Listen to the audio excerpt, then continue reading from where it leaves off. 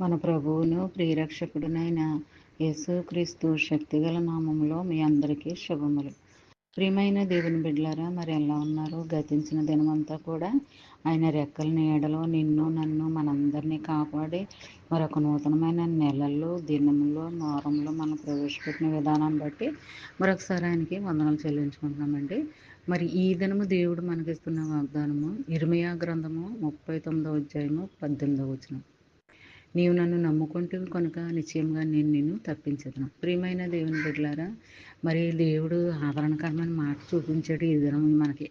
మరి ఇందులో మరి ఆయన్నే నమ్ముకోవాలి, ఆయన్ని సేవించాలి, ఆయన్ని ఆశ్రయించాలి, ఆయనతోనే మనం నడవాలి, ఆయనతోనే మన జీవిత ప్రయాణం, ఆయనతోనే మన గమ్యం. ఇలాగ మనం నడుచుకున్నట్లు జీవించినట్లు అయితే మరి ఆయన మనల్ని విడిపిస్తానని అంటున్నాడు, తప్పిస్తానని అంటున్నాడు, ఎటువంటి బాధల నుంచి బలహీనతలు రాకుండా కాపాడతానని అంటున్నాడు, ఆశ్రయదుర్గంగా ఉంటానని అంటున్నాడు. ఇలాగ ఎన్నో ఆదరణకరమైన మాటలు దేవుడు రేయి మొదటి జామున మనకు చూపిస్తున్నాడు అనమాట అండి. మరి ఇలాంటి దీవెన ఆశీర్వాదకరమైన వాగ్దానము మనము నమ్మాలి, విశ్వసించాలి, ప్రార్థించాలి. మరి భక్తి శ్రద్ధలతో దీన్ని మనస్ఫూర్తిగా ధ్యానించుకుంటూ ఉండాలి.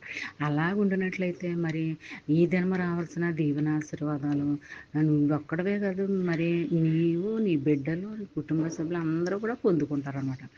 ధ్యానించుకుంటూ ఉండాలి, వాక్యాలు వాగ్దానాలను మనసులో ధ్యానించుకుంటూ ఉండాలి. అలాగే నీకు సమయం లేకపోతే మనసులోనే ధ్యానించుకోవాలి. అలా చేసినట్లయితే దేవుడు నేను ఎంతగానో ఆశీర్వదిస్తాడు, ఇచ్చిస్తాడు. అది ఉద్యోగమైనా వ్యాపారమైనా, అది నువ్వు వెళ్ళే ఏ పని అయినా సరే, నువ్వు చేసే ఏ ప్రయత్నం అయినా సరే, దేవుడు దాన్ని నూరంతులుగా దీవెనలు ఇచ్చి ఆశీర్వాదాలు కుమ్మరిస్తాడు అనమాట. ఒకసారి దేవుని ఆశీర్వాదాలు విప్పబడితేనండి అవి ఎప్పటికీ ఆగవండి. అలా అంచెలంచెలుగా ఆశీర్వదిస్తూనే ఉంటాడండి.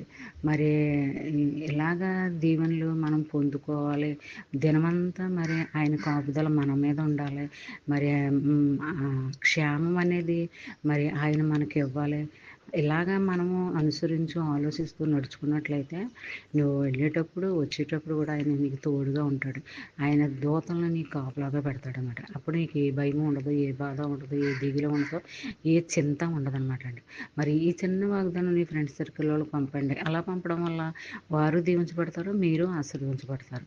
మరి ఈ దినమంతా ఈ వాగ్దానం నీ జీవితంలో, నా జీవితంలో, మనందరి జీవితాల్లో జరగాలని కోరుకుంటూ గాడ్ బ్లెస్ యూ.